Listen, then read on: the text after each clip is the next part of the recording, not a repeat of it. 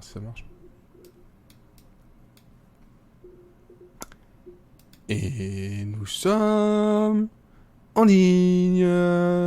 Good morning. Vietnam. Good morning la France. Good morning. Il est 21h. 21h, c'est quoi? C'est pas l'heure de la bière, c'est pas l'heure de l'apéro. C'est l'heure de Monsieur Série and Friends, épisode 33, saison 4. Et je lance le générique.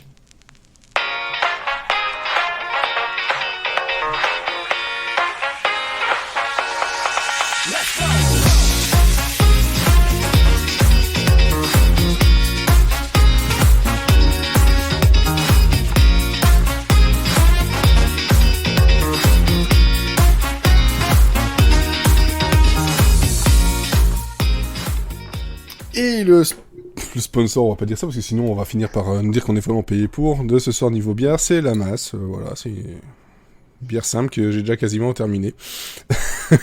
Voilà, comme ça vous le savez. Bon, avec moi ce soir, on a Florian et Greg. Bonsoir à vous deux. Bonsoir. Voilà.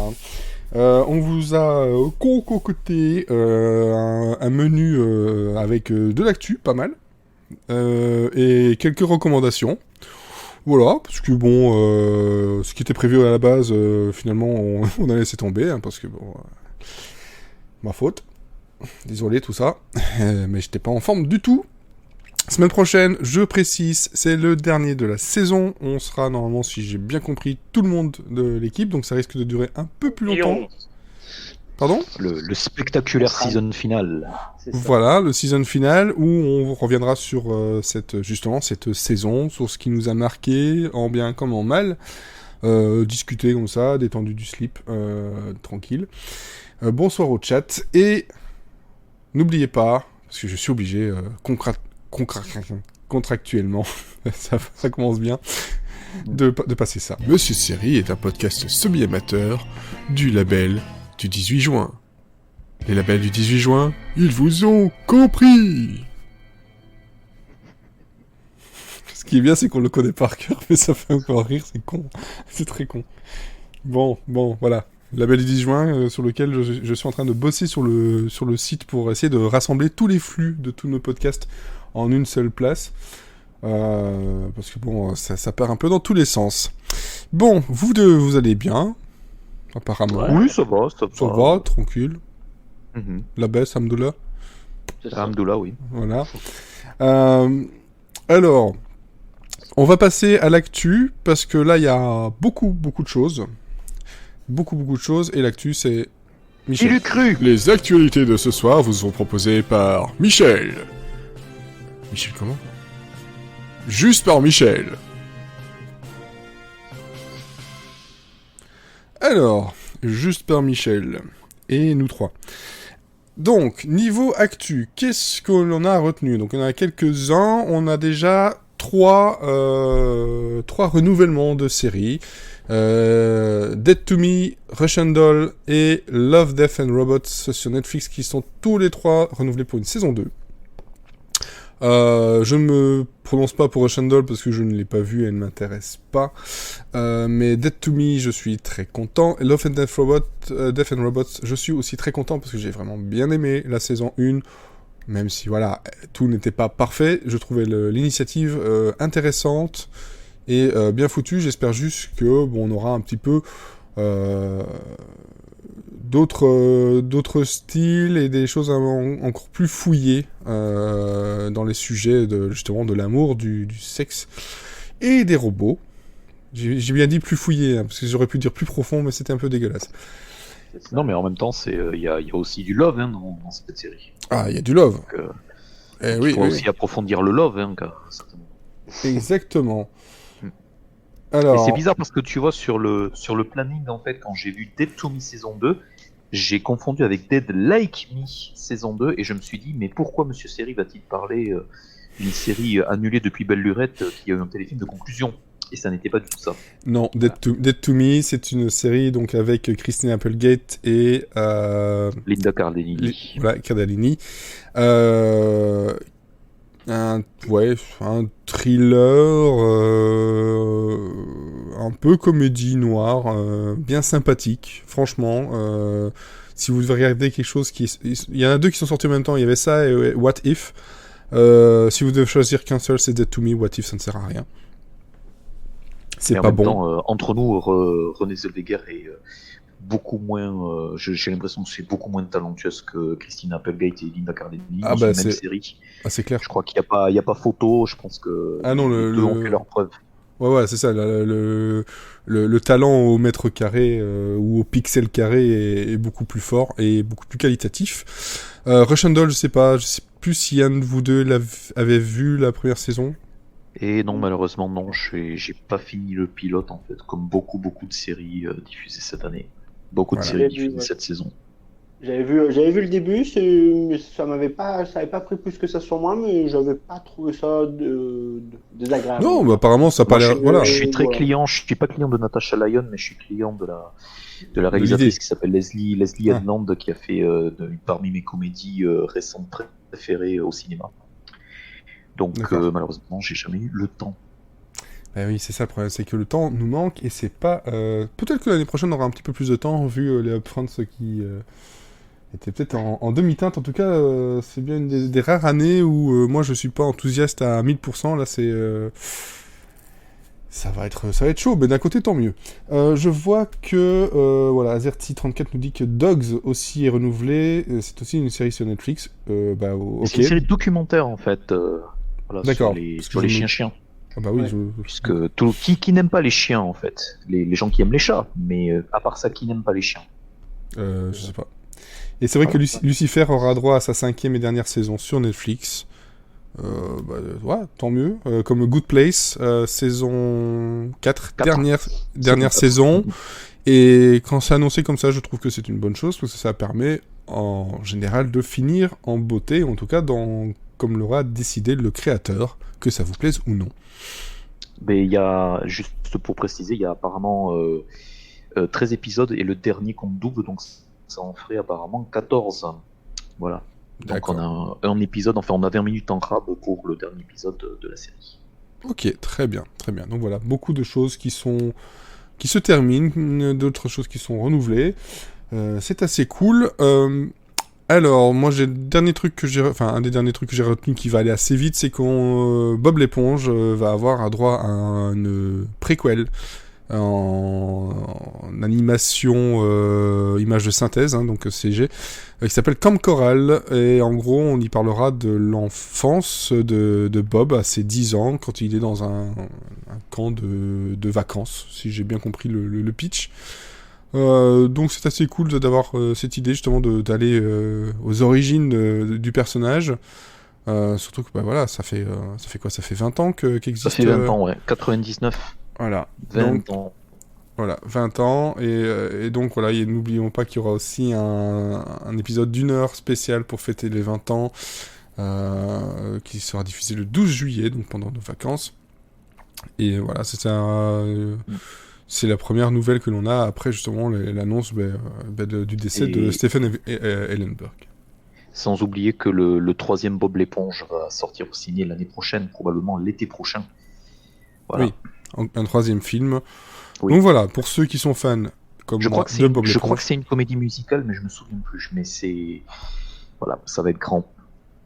Oui, de toute façon, c'est Bob l'éponge. Je n'ai aucun doute sur la qualité. Quoique, qu'en dise qui que ce soit. Bob l'éponge, qualité. En français et en anglais. Comme ça, tout le monde il est content. Bah oui, c'est vrai. Alors, par contre, d'autres dessins animés. Florian, tu as retenu Tic et Tac, les rangeurs de risque. Ça a été annoncé cette semaine puisque voilà, ça parle beaucoup de séries ici, mais il y a pas mal d'autres festivals qui ne sont pas forcément des festivals de séries qui se passent, et actuellement il y en a un assez fréquenté, assez répandu, reconnu à travers le monde, qui s'appelle le festival d'Annecy, de l'animation, qui est en cours actuellement, et donc parmi les gens qui se sont déplacés, il y a Disney, et Disney en a profité pour dévoiler donc les images d'un nouveau Tic et Tac, Ouais. Et ça qui aura la particularité de ne pas être totalement produit maison en fait, puisque pour toutes les séries Disney, il y a donc Disney Animation Studios Hollywood qui produit ça. Et bien là, il se trouve qu'ils ont été chercher des petits Frenchies qui ont roulé leur boss assez longtemps dans les cartoons absurdes, qui s'appelle Exilam. Exilam, Oui. c'est la maison reconnue derrière Des zinzins de l'espace. Les zinzins de l'espace, voilà. Eh oui. Deux cartoons multi-rediffusés à l'époque sur France 3 et maintenant sur Gulli. Oui. Donc, sachant qu'ils ont produit des nouveaux guilets cafards assez récemment, et je pense que malgré le fait qu'on n'a pas eu d'images plus fournies, je pense que c'est une assez bonne nouvelle de faire voir Kitak. Oui, de toute façon, derrière, voilà, c'est Disney, et Disney est quand même enfin, Exilam est bon, mais Disney, derrière, ne laissera pas passer n'importe quoi non plus, donc c'est assez rassurant. Et puis voilà, comme dit Mathieu, donc le Sérivore sur le chat, la bande à Picsou, donc DuckTales, c'est toujours aussi bon. Moi, je trouve qu'il est même meilleur. C'est de mieux en mieux, en fait. C'est une série qu'il faut absolument regarder, qui va chercher... Ils ont fini la saison 2, Monsieur Série J'ai l'impression, mais je me trompe peut-être. J'ai l'impression qu'ils ont terminé, mais... rallonge, ils ont 30 épisodes. Mais c'est ça, ils ont des saisons à rallonge, et parfois, elles sont espacées de plusieurs... avec des écarts, et parfois... mois, ouais. Ouais, et c'est assez étrange. Donc j'ai l'impression que oui, mais je peux pas t'assurer à 100%. Mais en tout cas, c'est une série qu'il faut absolument regarder, parce que déjà dès le départ, elle était drôle, mais elle pouvait aussi avoir des sujets un peu plus sombres. Mais là, dans cette dernière saison, j'ai l'impression que ils vont chercher encore plus loin dans le cœur des adultes ou des grands enfants. Hein, parce que ça parle à beaucoup de monde, mais il y a parfois des petits trucs qui font écho à des choses plus graves, et je trouve ça intéressant la façon dont ça fait. Et je dois avouer, donc en mode ce podcast a changé ma vie, que c'est vraiment vos avis dithyrambiques qui m'ont forcé à finir toute la saison 1 de DuckTales. Donc merci Monsieur Cyril Friends. Ouais, enfin forcé, c'est pas difficile, hein. Voilà. Non, mais ça va, il y a quand même assez long, et j'ai quand même mis, je l'ai quand même fini avec plusieurs mois de retard derrière moi. Oui, mais c'est ça. Mais après, bon, encore une fois, prenez le temps de les regarder, prenez le temps de les apprécier. C'est vrai que c'est une diffusion assez spéciale, personnellement.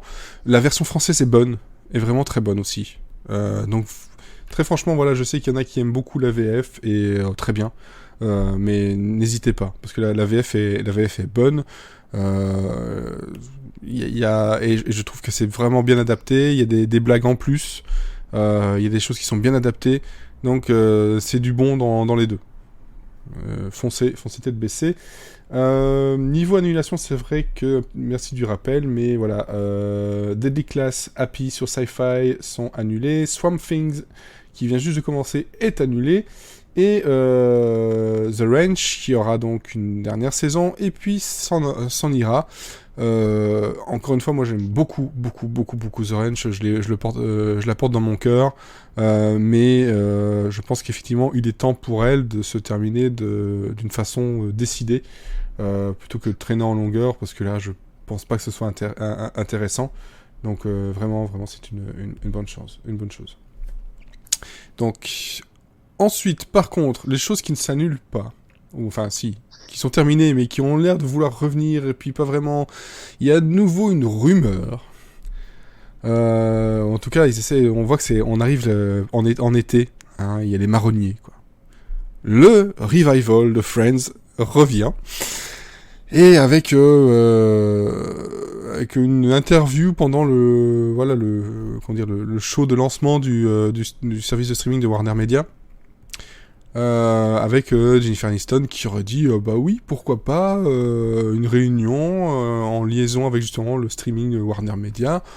Je vous résume ça, hein, parce que en fait il y a toute l'interview qui est assez longue, mais voilà, elle serait pas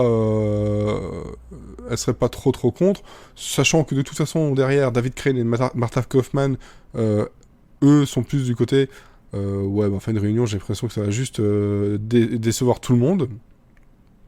Là, on est toujours dans ce truc du... De temps en temps, pendant une interview, il y a un des anciens acteurs qui va dire « Oh oui, pourquoi pas ?» ou « Ouais, ce serait cool ». Mais j'ai l'impression que parfois, ils répondent juste ça pour dire voilà, t'as eu ton petit nonos, et maintenant, lâche-moi, quoi. Je sais pas, je vois ça comme ça. Ça doit être saoulant puissance 3000, quoi, parce que... Oui, enfin, Mathieu Perry, Lisa Kudrow, etc., enfin, ils ont quand même des projets assez beaux, donc voilà.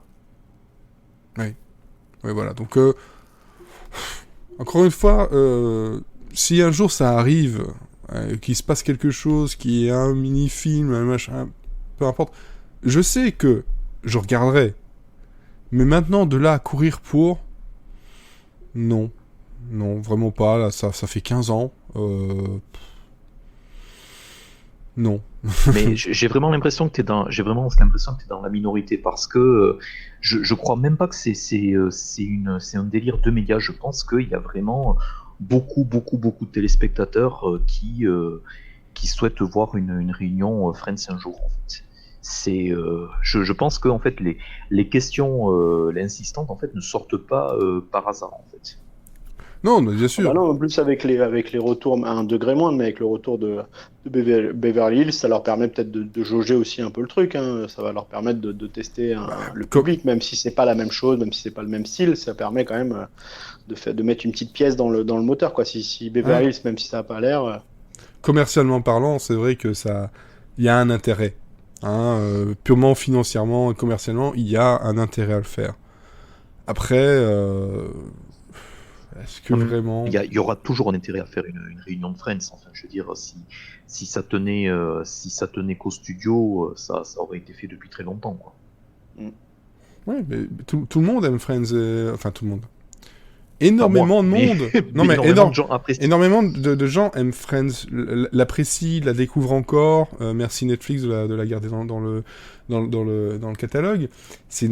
Voilà, c'est une série qui a apporté vraiment énormément à la télévision américaine. Que l'on l'apprécie ou non, faut reconnaître son statut culte. Parce que 15 ans après avoir autant de discussions autour de cette série, avoir des gens qui vont faire des pétitions pour continuer à les avoir, à les regarder, des gens qui les regardent année après année, les re-regardent, voilà, il y a quelque chose. Tu n'as pas ça avec How I Met Your Mother. Voilà. Non, ah, très pas clairement, encore. non, Après, mais, après peut-être que dans 10 ans, tu sais pas, hein. Enfin, c'est-à-dire que le recul est peut-être pas aussi énorme. C'est comme dire Big Bang Theory, il l'a pas encore. C'est-à-dire, dans 10 ans ou dans 15 ans, on aura peut-être encore Mais cette espèce de... Friends, ça n'a pas Oh, attendu, Friends, c'est au-dessus. ça n'a pas attendu Bien 10 sûr. ans pour que ça soit comme ça. Non, Euh, Oui, mais Friends, ça reste la partie immergée de l'iceberg, mais tu as encore 4, 5, 6, une dizaine de séries qui, en dessous, dans 20 ans, on en demandera peut-être un revival. Tu vois, il y a eu, quand tu vois La Fête à la Maison a eu son revival, je veux dire, je suis pas sûr qu'il y ait une oui, demande folle, hein. c'est vrai qu'il y a Will and Grace aussi. Oui, et puis là, on en a déjà parlé de tout ce qui va se refaire en revival dans les années à venir, qui sont pas forcément des reboots ou quoi que ce soit. Voilà, ils je veux hésitent dire, entre le week-end reboot, dernier, revival. le hmm. week-end dernier, en fait, là, au Festival de télévision d'Austin, il y a eu quand même la créatrice de Men in Trees qui a dit que Warner Bros avait apparemment discuté de la possibilité de faire revenir Men in Trees. Mm. Enfin, je pense qu'autour de cette table, vous vous souvenez de Men in Trees. Je pense que la conscience que cette série a existé un jour, sachant qu'elle n'a jamais été rediffusée, y compris en France, est quand même assez limitée. Donc, Oui, la totalement. mode des revival, des fois, on se demande, quoi. Ouais, c'est ça, même Murphy Brown. Mais Murphy Brown, c'est autre chose, parce que autant de notre côté, ça n'a pas eu l'impact que ça a eu aux États-Unis. Il faut encore replacer des choses. C'est comme Cheers. Cheers, tu vas aux États-Unis, c'est limite au-delà de Friends. Ici, non, parce qu'il n'y a pas eu la diffusion, il n'y a pas eu le côté, ce côté diffusion et portage, etc. Mais il y a des séries comme ça, c'est vrai on s'y attend pas. J'ai vu dernièrement, je crois que il y a un des acteurs de Two Pins of Lager and a Packet of Crisps, qui était une série de BBC, la BBC, je sais plus laquelle, qui dit ah oui, moi je suis pas contre un petit revival aussi. Et je suis putain, je pense que je suis peut-être l'un des seuls ici à connaître la série, quoi. Et c'est pas non plus extraordinaire. Après, ça fait, comme tu dis, ça fait un peu vibrer le monde, parce qu'ils avaient fait la même chose avec Malcolm, où ils avaient posé des questions à Cranston, et Cranston a dit bah, pourquoi pas aussi, et tout d'un coup, les gens s'étaient un peu excités, enfin, tu vois, c'était un peu... Oui, mais c'est ça, parfois il y a des acteurs qui font ça, ils font juste là, oui, pourquoi pas. Voilà, pourquoi pas. Tu vois, c'est un peu quand t'as un gamin qui te demande oui, on fait ça, oui, putain. Oui, pourquoi pas, oui, c'est ça. Voilà. Il dit, il il est content, il a eu son truc. Je suis un très mauvais parent. Par contre, truc qu'on n'attendait pas forcément, dont vous n'êtes pas sans savoir que Dune, donc une série de livres de Frank Herbert d'abord, mais il y a eu aussi un film de David Lynch, un projet de Jodorowsky, qui va revenir au cinéma par Denis Villeneuve. Si je me trompe pas, oui c'est ça, Denis Villeneuve, qui derrière annonce que, ben voilà, toujours avec le Warner Media, parce que c'est ce qui s'est passé ces derniers temps, ils annoncent plein de choses sur cette plateforme. En fait, il y a une série qui a été commandée, un spin-off dirigé, parce que je traduis le truc, mais voilà, féminin, voilà, ça s'appelle Dune the Sisterhood, donc la sororité. Parce que ça, de toute façon, quand on connaît l'histoire, on voit pourquoi ça part sur le côté sœur, etc. Qui a été commandé, on n'en sait pas plus, si ce n'est que ça parlera, de toute façon, ça tournera autour de la Bene Gesserit, qui est la mère, la mère de cette sororité-là, pour résumer, hein, parce que vraiment, Dune, c'est assez complexe à résumer. Moi, je suis plutôt content parce que Dune, c'est des rares livres et rares films de science-fiction que j'aime beaucoup, avec Stargate. Je suis un des rares aussi à dire que je trouve un côté attachant au film de Lynch, malgré ses catastrophes. J'ai joué au jeu, j'ai lu les livres, j'ai vu, il y avait déjà eu une série à bien 15 ans aussi, je pense. Peut-être même plus que ça. Je dis pourquoi pas. Je sais pas si vous deux... Ah bah ouais, si, moi c'est un peu comme toi, c'est de toute façon un projet que je suis pour le film et tout ça. Et en même temps, si en plus ils arrivent à tourner un peu tout ensemble, dans une même ambiance, dans un même truc, pourquoi pas aussi, dans le sens où ça peut être intéressant d'avoir si le film marche et si le film est intéressant, d'avoir une unité, quoi, pas des trucs, juste faire une petite série accrochée pour faire un peu d'argent en plus, ou un peu de trucs, quoi. Parce Là, que une annonce comme ça, je trouve ça pas mal d'avoir un truc un peu, un vrai bloc, quoi. Ouais, d'autant plus que le pilote va être tourné, réalisé par Denis Villeneuve lui-même. Et puis après, il sera en tant que showrunner, voilà. Ouais.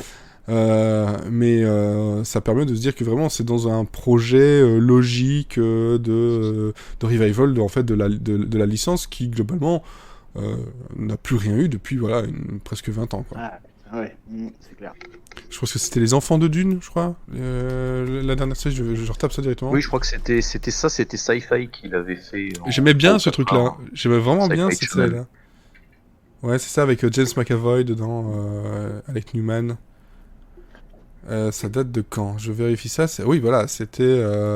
c'était une mini-série, hein. C'était 3 épisodes d'une heure et demie. C'était en 2003. Donc voilà, Les Enfants de Dune qui est vraiment une mini-série très très cool, que j'ai vraiment bien aimé, que je vous conseille de regarder. D'ailleurs, de toute façon, Dune, je vous conseille d'essayer. Oui. C'est voilà, faut le digérer, hein. C'est beaucoup de discussions de famille, de politique, de relations aussi à la vie, la mort, le côté Dieu, la religion, ce genre de choses, mais c'est vraiment c'est un roman science-fiction totalement à part. Vraiment totalement à part. Bref, on n'est pas là en train de faire un podcast sur Dune. Et puis la dernière fois qu'on parlait beaucoup d'un truc, on a fini par faire un podcast, donc on va peut-être arrêter.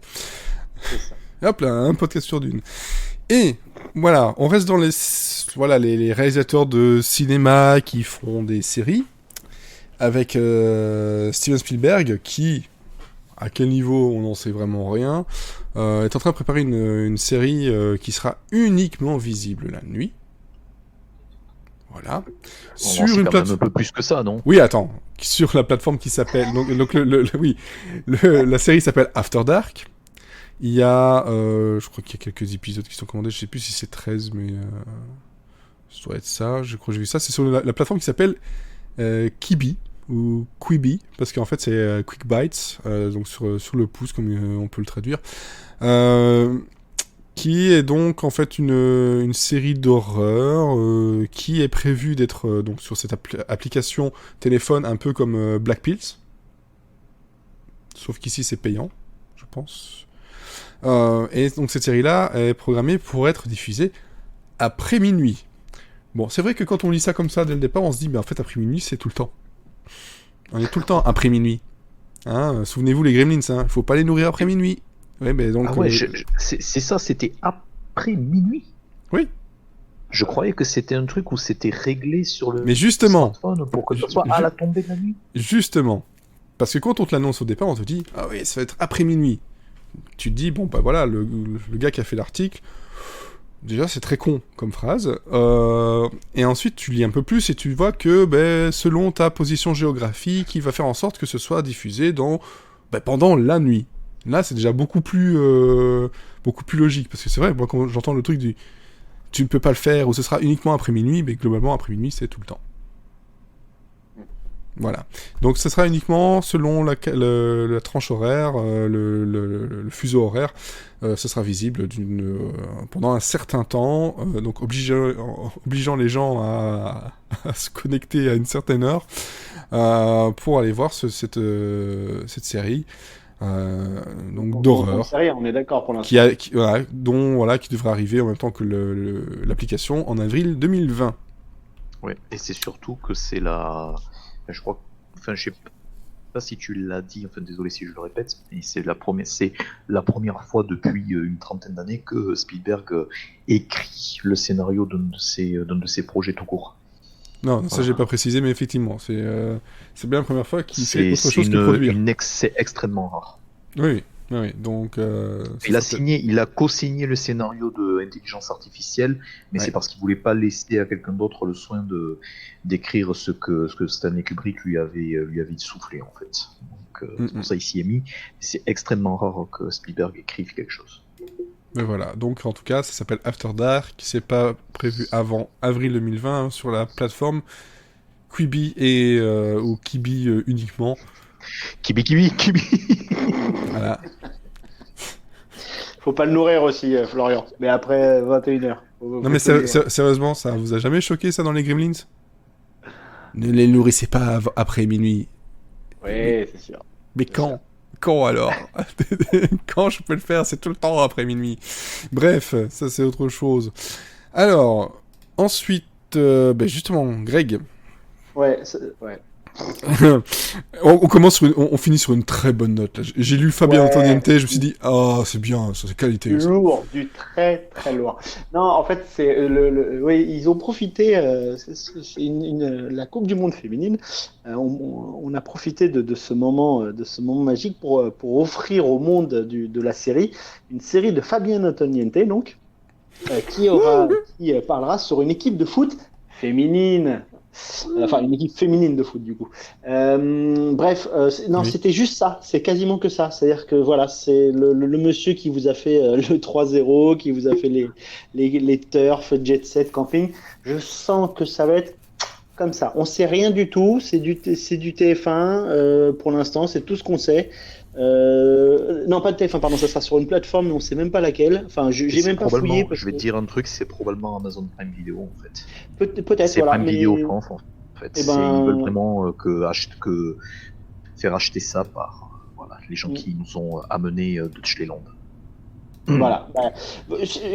Tu vois, je pense que c'est sur la même longueur d'onde. Il reste sur c'est ce qu'on appelle une ligne éditoriale à ce niveau-là. Tu vois, c'est passé de Deutschland à Fabien Antoniente qui va te parler d'une équipe féminine de foot. Voilà. Donc j'ai pas grand-chose à en dire. Camoulox. Et quand j'ai vu ça, voilà, c'est beau pour le foot et c'est beau pour tout le monde. Je pense. Il y a au moins 3, enfin il y en a eu un qui est sorti l'année dernière, je crois que c'était un truc avec Vanessa Guide, mais il y a au moins 2 films autour d'équipes de foot féminines qui sont soit prêts à sortir, soit en production en fait. Donc au cinéma, c'est clairement un sujet porteur. On tient, oui, de toute façon, mais on même tient à sur le préciser sport, justement, le- voilà, que Oui, sur c'est pas sport le féminin sujet en en lui, général, oui, bien sûr. c'est pas le Non, moi, sujet je te qui pose parlais, problème. Je te parlais de la récupération par Ocean Niente autour d'une Voilà. série. Enfin, il a jamais écrit de série. Et en plus, il va Est-ce va qu'il a faire écrit ça des après avoir films fait 3-0, quoi. Est-ce qu'il a écrit des films? Déjà, c'est une bonne question. Non, c'est-à-dire que sa légitimité se joue au fait qu'il ait fait 3-0. Je parle pas du fait qu'il fasse après que le sujet soit porteur actuellement. C'est juste que je suis en train de regarder un match de foot et je vois ça en même temps, je me dis, les pauvres, quoi. Elles méritent pas ça. Personne ne mérite ça. Bon, voilà, on mérite pas ça, effectivement. Par contre, qu'est-ce que vous méritez? Ben, on va vous le dire tout de suite dans nos recommandations. Il est venu l'heure de vous recommander des trucs. Ou pas. Yeah. Bon, ça tenait pour Fabien Notadiente, hein, le ou pas. Bon, alors, Florian, lequel? Parce que là, je vois pas. Je vois 2 trucs avec Alors, ta il y couleur. a que moi, il y a qu'un seul Florian en fait ce soir, tu vois. Oui, mais je vois. Il y a plusieurs personnes dans ma tête, mais il y a que Non, c'est le Gremlins, c'est quand tu le mets dans l'eau qui devient 2 Florian. Exactement. C'est dans l'eau, c'est ça. C'est Oui. Ok, bon, mais par contre, je vois quand même Si 2 tu fois me ta couleur. Trempe dans l'huile, je suis un escargot tout chaud. Bon, Perpetual Grace ou American Princess? Lequel? En premier? Ou les deux? J'en sais rien. En même temps. J'ai envie de débattre avec Greg, donc je pense qu'on va Voilà. commencer par Perpetual Grace.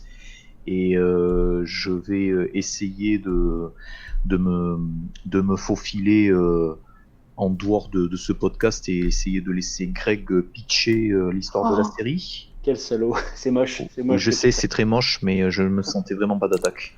Bon, pendant que vous débattez, je vois que Azerty34 nous rappelle que Adult Swim arrive en France. Oui. Voilà, j'en suis Le très content, début juillet. mais pas en Belgique, donc Osef.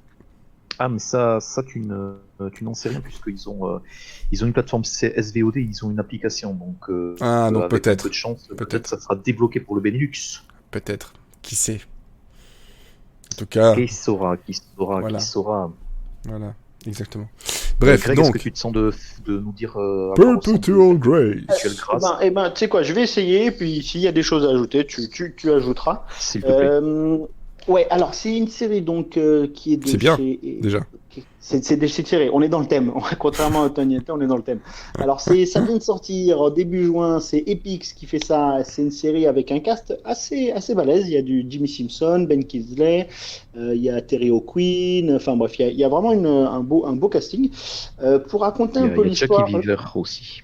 Qui est là. Yes, mais il y a vraiment toute une liste. J'ai fait les simples. Et alors pour raconter l'histoire, ça parle de l'histoire d'un j'allais dire truand, mais j'arrive pas vraiment à trouver le terme. Hein. Ils appellent ça un grifter, mais c'est C'est un escroc. un escroc, voilà, même si je cherchais le mot. C'est un petit escroc qui rencontre quelqu'un qui lui raconte un peu une histoire sur sa famille en lui expliquant qu'en gros, il pourrait l'emmener dans un casque qui pourrait lui rapporter gros. Cet escroc est joué par Jimmy Simpson. Et en fait, ça va jouer énormément sur la récupération d'identité, c'est-à-dire qu'il va essayer de se faire passer, en tout cas auprès de ses parents de cette personne, il va essayer d'être un peu recueilli parce que ses parents, en fait, les parents de la personne qui lui propose l'escroquerie, expliquent que les parents sont dans une espèce d'église, une espèce de secte et qu'ils récupèrent de l'argent et que cet argent qu'ils récupèrent, c'est de l'argent sale et tout ça. Le père, justement, est joué par Ben Kingsley. Et du coup, en fait, Jimmy Simpson, donc, qui joue cet escroc, va donc rencontrer cette famille et du coup va essayer de se faire un peu adopter adopter dans le sens où il va essayer de les aider au début, il va passer un peu il va se donner un rôle un peu d'un délinquant qu'il faut aider, qui a des problèmes avec la drogue, qu'il va falloir. Donc il y a ça, oui. Ouais, et du coup se faire adopter pour ensuite pouvoir justement manipuler cette famille pour dire à cette famille, ben voilà, moi, votre fils, je sais où il est, je sais où vous pouvez aller le retrouver, parce qu'on sent bien que dans cette famille, l'histoire du fils, c'est vraiment une épine dans le pied de la mère et du père. Et du coup, en fait, essayer de voilà, ça c'est un peu ce que je vous raconte là qui a l'air vraiment, c'est pas du tout du spoil. En plus, tout se passe dans ce premier épisode. Ce qui est surtout intéressant, moi je trouve dans cette série, Florent me dira peut-être, mais c'est aussi le style, c'est-à-dire que c'est très posé, c'est très stylisé, les couleurs sont assez, assez neutres, c'est beaucoup c'est pas du noir et blanc, mais il y a des couleurs très très neutres, très fortes, très contrastées, que moi je trouve assez belles et qui permettent de poser quelque chose d'assez un peu plus lent par rapport à des séries où ça court un peu dans tous les sens, justement, surtout quand on entend parler d'escroquerie ou quoi que ce soit. Là, je trouve qu'ils prennent leur temps et je trouve que ça marche plutôt bien. Et dans un truc dès la fin du premier épisode, tu sens que ça va partir un peu en sucette. Parce que tout ce que je vous ai raconté là a l'air très bateau. Et en fait, je veux absolument rien raconter, mais tu sens en fait que derrière tout ça, ben, en fait, vu ce qui se passe dans la fin de l'épisode, attention, et ben, tu sens que ça va partir en sucette et c'est hyper grisant et tu as vachement envie de savoir ce qui va se passer parce que notamment le personnage de Terry O'Quinn qui apparaît un peu sur la fin, c'est une espèce de Deus Texas Ex Ranger. Machina, oui, on peut dire ça. Oui, aussi, voilà. Et il y a plein de petites choses qui apparaissent qui tu sens les personnages que tu voyais, par exemple le personnage du père de Ben Kingsley qui avait l'air un peu enterré, qui avait l'air très gentil, un peu naïf. Tu sens que ça peut partir en sucette. Bref, c'est un peu ce mélange de pièces de puzzle qui vont un peu s'imbriquer un peu bizarrement, qui va faire moi ça m'a vachement envie de donné envie pardon de voir le deuxième. Je sais pas je crois pas qu'il soit encore sorti, mais Il est sorti, mais voilà. ouais, il est sorti. Ah, il est sorti, bah je l'ai pas vu. Bah voilà, il va falloir que je le voie. Je sais pas si j'ai bien résumé. Voilà. Ouais. Non, c'est très bien résumé. Ben merci. Justement, en fait, il y a tout un aspect justement que moi qui me lourdit un tout petit peu à résumer, c'est le fait que il y a un aspect où du coup Pa et Ma qui sont donc Ben Kingsley et Jackie Weaver, donc qui sont censés se faire arnaquer. En fait, il y a bien quelqu'un qui tire les ficelles, hein, et on le voit dès la première scène, et c'est leur propre fils. Et apparemment, c'est leur propre fils qui arrive avec une espèce de plan alambiqué qui inclut, qui apparemment inclut l'incarcération plus ou moins accidentelle de Pa et Ma dans une prison mexicaine pendant plus ou moins que il essaie de leur voler les millions de dollars que eux-mêmes ont volés.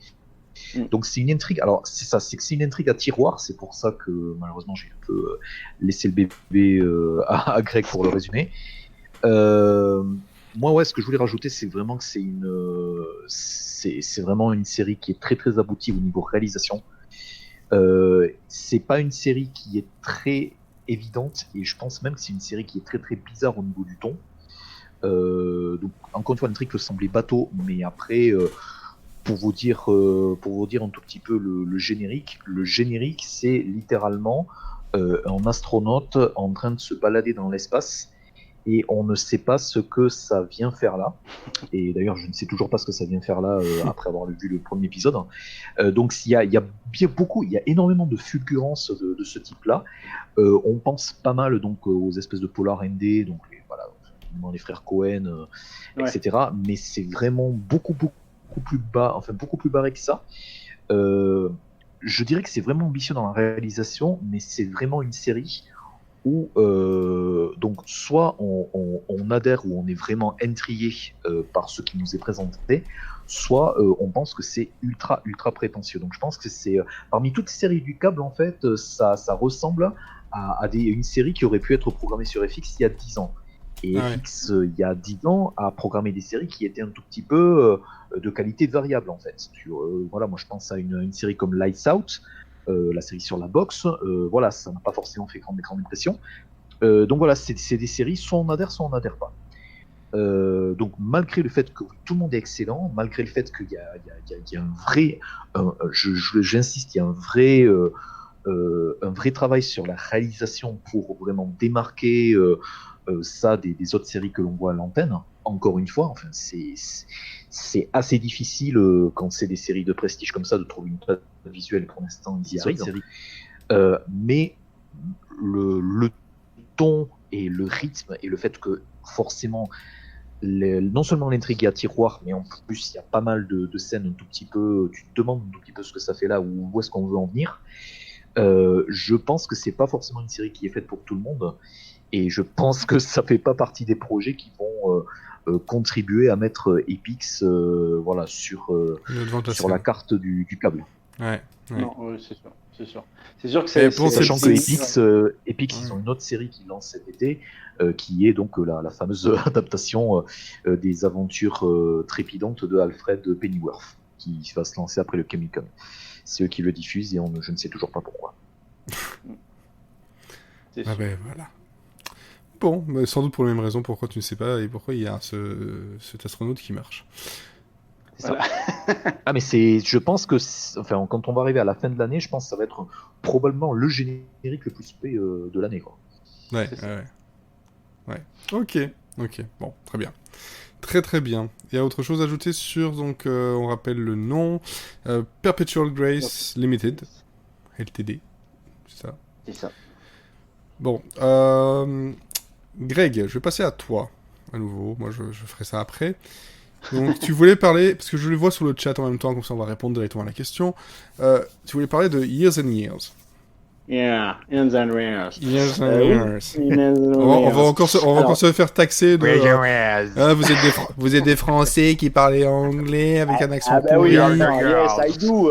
Brian is the kitchen, hein, tu vois, voilà quoi. Oui, Years and Years. Donc c'est une série qui est de 6 épisodes de la BBC One qui est disponible sur Canal en UK 24 du coup, je crois que les 6 ont été... Non, il y a eu les 5 premiers qui ont été diffusés, le 6e, ça sera la semaine prochaine. Alors, pour faire le pitch, en fait, c'est une famille, alors, déjà. C'est une famille où il y a la grand-mère, et en fait, on n'a pas les parents, et on a tout de suite les petits-enfants. On a 4 personnages, 4 petits-enfants qui sont là. Et en fait, on a ce côté déjà très vite, ce côté anglais des familles, le côté un peu social, ils sont tous différents, ils se mettent un peu tous sur la gueule, c'est assez touchant. Après, l'une des choses qui change énormément dans cette série, d'où le titre Years and Years, c'est qu'en fait, dans la réalisation, c'est assez intéressant, c'est qu'ils se préoccupent pas d'aller au bout de certaines, on va dire, histoires, ils avancent dans le temps. Et en fait, les premières années, vous êtes là, on commence à vous expliquer, à vous présenter les personnages. Vous avez le couple avec enfant dont le mari travaille dans la finance. Vous avez l'activiste anglaise qui au début est pas là, mais qu'on voit dans des images un peu sur la télé, qui va sur Greenpeace, sur tout ça, sur machin, tout ça. Vous avez la fille qui, elle, a 2 enfants, mais dont le père sont jamais là parce qu'elle est plutôt un peu volage et qu'elle s'en fout que les pères soient là, elle préfère son indépendance. Et vous avez le 3e personnage qui est en couple mais pas marié avec un autre homme et voilà, ça parle de mariage, tout ça. Donc vous avez ces quatre facettes déjà qui sont présentées, et en fait ce qui est intéressant c'est que très vite en fait ils vous mettent ça dans une espèce de pot pourri d'histoire, c'est-à-dire qu'ils vous parlent de Brexit, ils vous parlent un peu des ambiances, il y a un petit côté, ils ont voulu faire un petit côté aussi un peu futuriste avec notamment une des filles du premier couple qui passe son temps un peu dans un truc dématérialisé, elle est beaucoup sur internet avec un casque, avec tout ça, elle veut absolument pas, elle veut parler à ses parents qu'avec des emojis qui se forment directement sur sa tête. On a ce côté un tout petit peu Black Mirror, pas dans l'ambiance un peu glauque, mais plutôt dans le style, c'est-à-dire que vous voyez cette gamine qui les emojis lui apparaissent sur la tête, quoi. Et elle veut absolument, elle en démord pas quand sa mère dit je suis là, je veux te parler. Enfin, il y a tout un truc qui se met en place du coup avec la mère où elles arrêtent pas de s'engueuler et tout ça. Et en fait, leur truc, c'est ils avancent de 5 ans. Bim, ça vous tombe dessus un peu comme ça. Et du coup, c'est intéressant parce que à la fois, ça permet d'avancer sur certaines intrigues, c'est-à-dire qu'il vous parle de Brexit et puis après, ça parle de nationalisme. Vous avez un personnage qui apparaît, qui est un immigré ukrainien, et du coup, ça parle d'Ukraine, ça parle des frontières, ça parle de la fin des frontières. Enfin, vous voyez, ils accélèrent un peu le mouvement. Alors, c'est comme si en fait un épisode était presque une saison de certaines séries, c'est-à-dire que tout d'un coup, un épisode, et l'épisode d'après, vous êtes sur pratiquement une autre nouvelle chose. Alors, c'est pas mal dans le sens où c'est pas souvent fait ce genre de choses, à part quand vous avez des trucs sur le voyage dans le temps ou quoi que ce soit. Là, c'est pas mal parce que ça booste un peu les intrigues.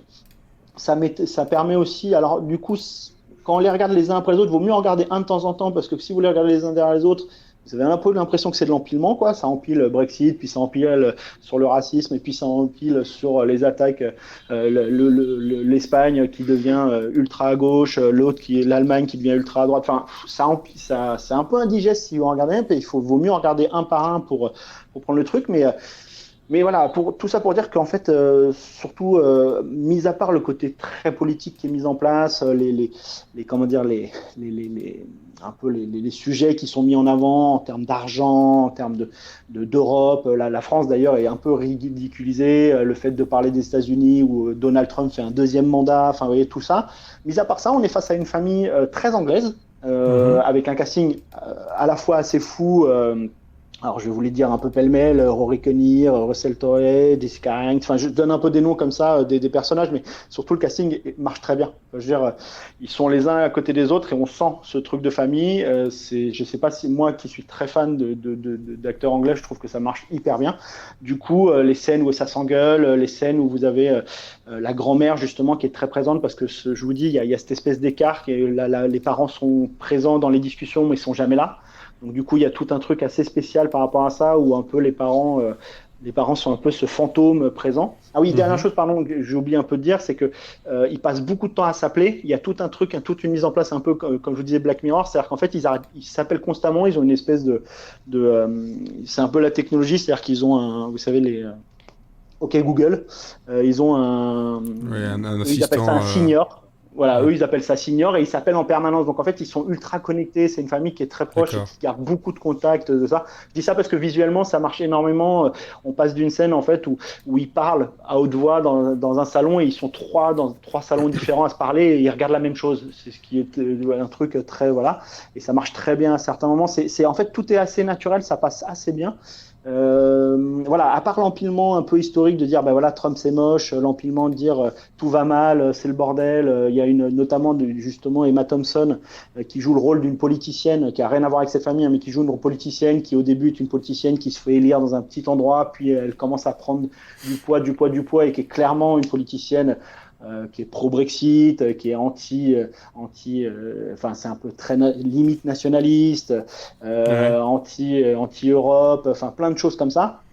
Un personnage et qui est en plus un personnage qui à la fois réunit l'horreur qu'on peut avoir dans certains pays du nationalisme, mais aussi le côté limite un peu bouffon rigolo que peut avoir, un aspect limite bouffon rigolo que peuvent avoir certains politiques avec des propos qui parfois sont très percutants et qui réunissent dans la famille où ils sont pas d'accord là-dessus et qui voilà, bref, je veux pas trop en raconter ce que j'en ai déjà beaucoup dit. C'est une série vraiment qui est ultra riche, comme les Anglais savent le faire. C'est-à-dire que là, il y a eu 5 épisodes et j'ai l'impression d'avoir vu 5 saisons. J'étais en train de regarder le 4e tout à l'heure. C'est vraiment très, très intéressant sur plein de choses. Voilà, ça peut être parfois indigeste, mais franchement, si vous avez envie d'un truc un peu punchy, un peu qui change, un peu, voilà, tout en étant T'as pas l'impression Oui, T'as pas l'impression avec le nombre de flash-forward par épisode de qu'il est comme si tu t'enquillais 5 saisons à vitesse 1.5. C'est un peu ça, il y a un peu de ça, mais ce qui est intéressant là-dedans, c'est qu'en fait, au lieu de se dire on va rester plombé par une histoire, tu vois, s'obliger à se dire, c'est-à-dire que dans ta vie, tu vas pas forcément te marier, sortir, coucher avec la voisine, machin ça, dans une semaine. Ben non, tu vas le faire sur peut-être 10 ans. Et là, ce qui est intéressant dans l'avancée, c'est une fausse explication, hein, mais à certains moments, ça permet juste de dépoussiérer un peu. Je dis pas que c'est révolutionnaire, hein, c'est juste que ça dépoussière un peu. Et ça permet d'avancer et de dire, ben voilà, dans 10 ans, la problématique, elle sera peut-être sur l'immigration. Ben, eux, ils décident que dans 10 ans, les problèmes, il sera sur l'immigration. Et ben, on va y aller dans ces 10 ans. Dans 20 ans, le problème, ça sera peut-être, ça se trouve là, moi, dans les épisodes que je vais avoir, dans 20 ans, ben, ça sera l'environnement. Et je vais arriver dans ces problématiques d'environnement. Au lieu que ça soit juste une excuse d'un personnage qui arrive et qui dit maintenant on va parler environnement ou on va parler ça, ben, eux ils avancent dans le temps en disant, et en plus dans ce côté très un peu Black Mirror justement, attention, parce que par exemple le personnage de la fille qui avec tous ces emojis, qui est l'un dans le premier épisode ou le deuxième, qui est un truc très très intéressant, c'est de dire elle veut en gros se dématérialiser. Voilà, elle le dit tout de suite. Moi, je veux vivre sur Internet, je veux être sur Internet. Ça ne m'intéresse plus tout ça. Au début, ses parents ont peur. Enfin, ont peur. On sait une peur de parents entre guillemets qui est mis dans beaucoup de séries. Ma fille est différente. Est-ce que en fait, elle veut pas me dire que elle aime peut-être, c'est une fille, elle aime les filles. Ah bah non. Ou est-ce qu'elle est trans? Est-ce que tu vois, il y a tous ces trucs. Et, non, non, moi, je suis transhumaine, moi. Et t'arrives à un nouveau truc. Alors, je dis pas que la transhumanisme n'a pas été étudié, mais là, il est amené de façon très simple, très anglais, très un peu bouffon. Mais ça marche, quoi. Et t'en parles, et t'as des problématiques, et 5 ans plus tard, la gamine, alors voilà, je veux pas trop en raconter, c'est pour ça que je veux pas non plus trop rentrer dans les détails, mais 5 ans plus tard, ben, tu vas voir ce qu'elle veut en faire. Donc elle a grandi, elle est plus vieille, est-ce qu'elle a changé, est-ce qu'elle a pas changé? Et notamment au niveau de la politique, ce qui est intéressant, c'est qu'il y a une des filles, celle qui a 2 enfants, et qui y a pas les pères et tout ça, qui en plus parle de handicap, parce qu'elle est en chaise roulante, donc ça parle de plein de trucs, et à la fois c'est présent, et en même temps, on n'en parle quasiment pas, donc c'est intéressant, c'est comme avoir un personnage, ben voilà, il est englobé dans tout sans que ça devienne un sujet de discussion principal. Ben elle, au début, elle rigole de Emma Thompson et de la politique un peu nationaliste. Elle trouve ça marrant, tu vois. Elle trouve ça un peu, voilà, comme on aurait pu dire sur Donald Trump, ah, c'est drôle, machin. Et puis en fait, au final, limite, elle finit par devenir adhérente, quoi. Ok. Et ça, tu peux le voir que sur le temps. Tu peux pas le voir en une semaine et tout ça. Donc ils ont pris cette décision qui, je pousse, dépoussière pas mal. Et comme c'est que 6 épisodes, je trouve que ça marche plutôt bien. Ok, très bien. Donc Years and Years, de toute façon, je vois que sur les internets, ça fait aussi beaucoup d'heureux, de toute façon, hein, on en voit beaucoup parler. C'est ça. Moi, j'avoue que je n'ai pas encore pris le temps de regarder, parce que j'ai trop de choses. Et puis, bah, forcément, c'est pas forcément le genre de série sur lequel je vais en général, mais on verra, on verra. Par contre, le genre de série sur lequel je vais en général, c'est la comédie. Ça, vous le savez. Je pense que maintenant tout le monde le sait. Et j'ai vu sur Netflix... Bon. Pardon?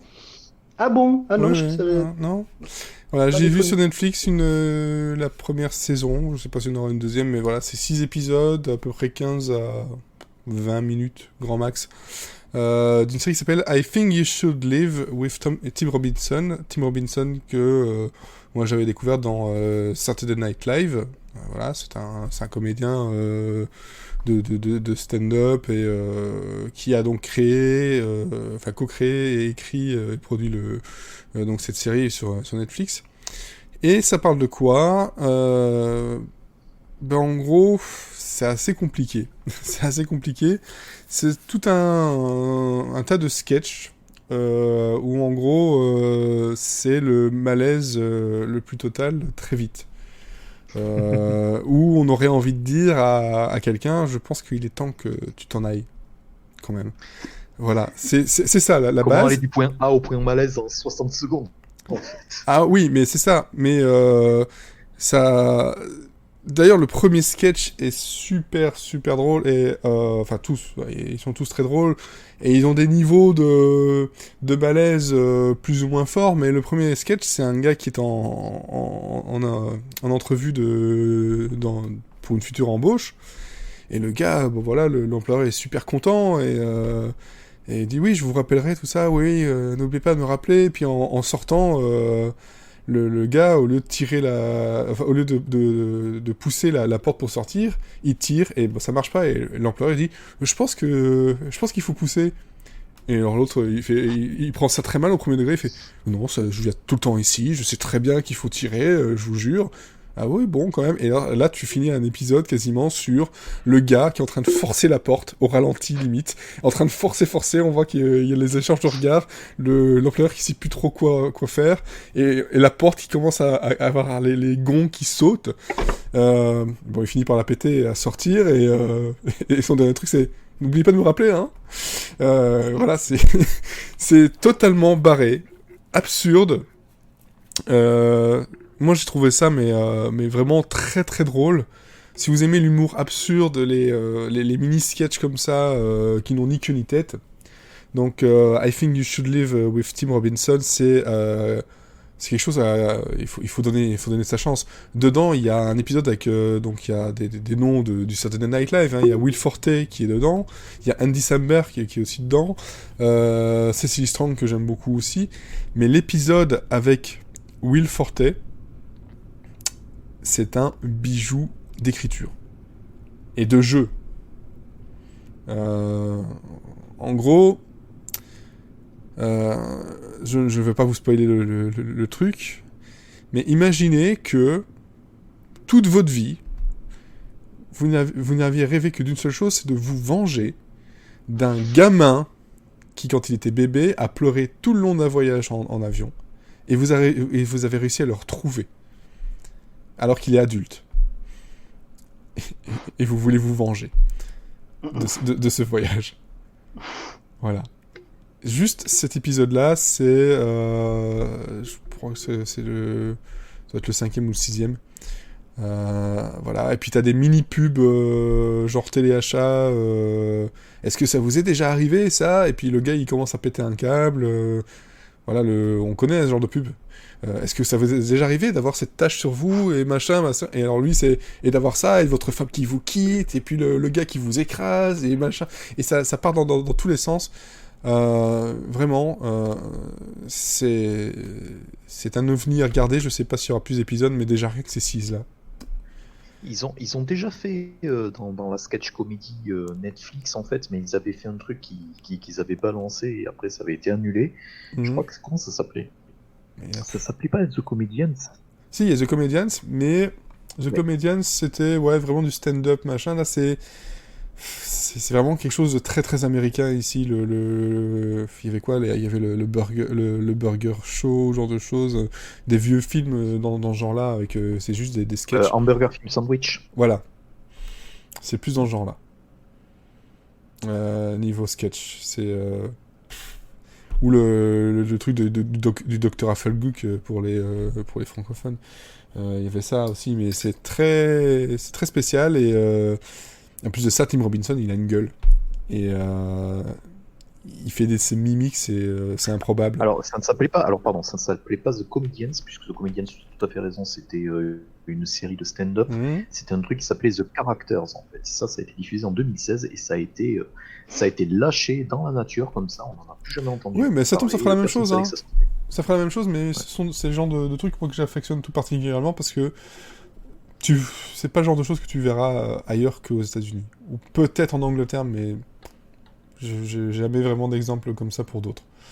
En tout cas, moi je vous le conseille. Je sais pas si quelqu'un en avait déjà entendu parler ou regardé. Mais très clairement, moi ça m'intéresse. Moi c'est tout à fait ma cam. Et d'ailleurs, justement, le sketch avec Will Forte dont que tu parles, ça a été. Là sur Twitter, j'ai vu passer pas mal de mimes qui faisaient référence à ce sketch-là en fait. Ouais. Et la gueule de Will Forte dedans, putain, c'est. Le maquillage, putain. Enfin bref, même Andy Samberg dedans, enfin, ils sont toutes les situations, niveau écriture, c'est du génie en fait. Et je suis d'autant plus motivé que, d'ailleurs, je crois qu'on en a jamais parlé sur le podcast, ou alors peut-être sur un épisode que j'ai loupé.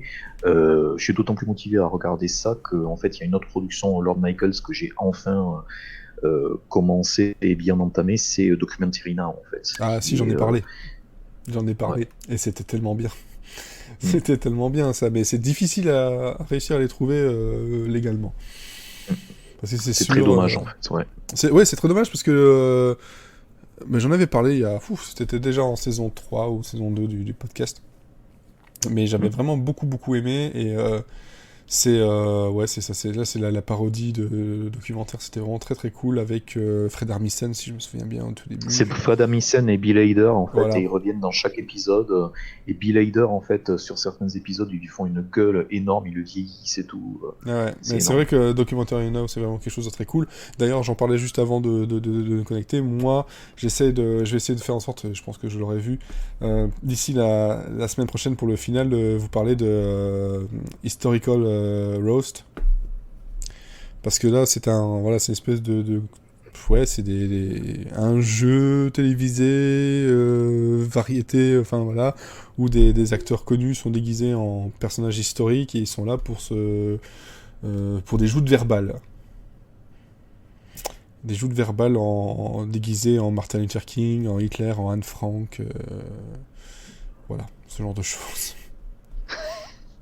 Juste taper Historical Roast. Goodwin. Non mais je suis désolé, voilà. Il y a ça dedans, il y a Freddie Mercury aussi, voilà, et en gros c'est vraiment c'est des joutes verbales de personnages historiques imités par des acteurs, la plupart assez connus. Voilà. Donc ça, on verra pour la semaine prochaine. Bon, mais on a fait le tour de tout ce qu'on avait à dire, je pense. On a en tout cas Non. temps pour American Princess. On le garde pour la fois prochaine. Comme ça, on reste sous l'heure. En tout cas, merci à vous deux, Greg et Florian, de m'avoir accompagné pour cet épisode 33. Donc on finira la saison 4 sur un épisode 34. On verra s'il y aura des épisodes pendant l'été, on n'en sait rien. Tout ce qu'on peut vous dire, c'est que Mon ami Schwarzy, il y en a 2 qui sont enregistrés fin du mois, et diffusés plus ou moins dans la foulée, en tout cas pas les 2. Qu'il y a des podcasts sur Syriaco, Podcasting with Syriaco, donc sur le jeu vidéo, j'en prépare 2 pour la semaine prochaine. Donc voilà, si ça vous intéresse, c'est rigolo, c'est toujours en travail parce que ça prend plus de temps et je suis toujours en train de travailler dessus. Et voilà. Et sinon, vous, niveau actu, qu'est-ce que vous avez? Florian par exemple. Moi, parce que toi, moi je suis là, je suis venu, j'ai vu les lumières, c'est déjà pas mal. Voilà, mais sinon non, plus rien sur. Si, il y a des choses sur Cinématrack, mais c'est pas de la série. Non. Ou pas, ou je me trompe, ou j'ai mal lu. C'est les écrans de pour moi, mais ouais. Pourquoi j'ai Cinématrack en tête? Tout simplement parce que j'arrête pas d'en parler. Enfin, je fais plus la promo de Cinématrack que des écrans terribles ces derniers temps. C'est ça. Non, les écrans terribles, là, il y a. Je devrais y avoir une interview de l'équipe d'une série française qui s'appelle Jeu d'influence, qui va être diffusée à partir de demain sur Arte. Une série sur les lobbies qui est. Chantal assez lourde avec Alix Poisson en rôle principal. Voilà. Okay, j'ai pas osé rire à la blague parce que je voulais pas interrompre. Bravo. Vas-y. T'as dit les lobbies, j'ai dit Chantal. Chantal. Voilà. Voilà, on va terminer sur ça. Hein? En tout cas, le mot de la fin sera... Greg, c'est quoi le mot de la fin? Allez les bleus! Pardon, en un seul mot, bien sûr. Et avec un ES, bref, voilà. D'accord. Je crois que, voilà. Très bien. Tout accroché parce que forcément, allez les bleus, c'est pas un seul mot. C'est ça. Florian, ton mot de la fin? Et Dominique Farrugia, hein, j'ai envie de dire. Greg vient de parler de Chantal Lobby. Bon, ben voilà. Allez, sur la lancée, Alain Chabat.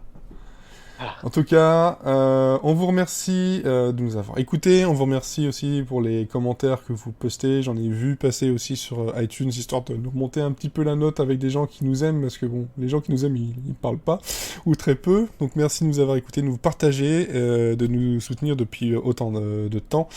Le rendez-vous la saison prochaine, ce sera pour la semaine prochaine. Sur ce, bonne série, bonne fin de semaine, bonne écoute, bonne tout ce que vous voulez, et surtout... Bravo!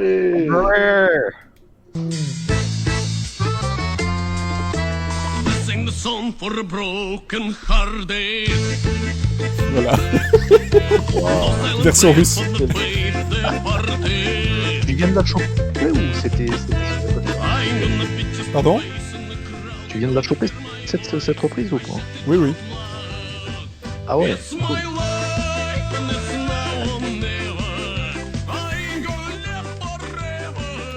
Voilà. Ah, c'est génial, on dirait Weird Al, quoi. Le clip est bien aussi. Allez, sur ce, on vous souhaite une bonne soirée. Et à la semaine prochaine. Ciao, ciao. Et pas d'après-stream parce que j'ai pas le temps.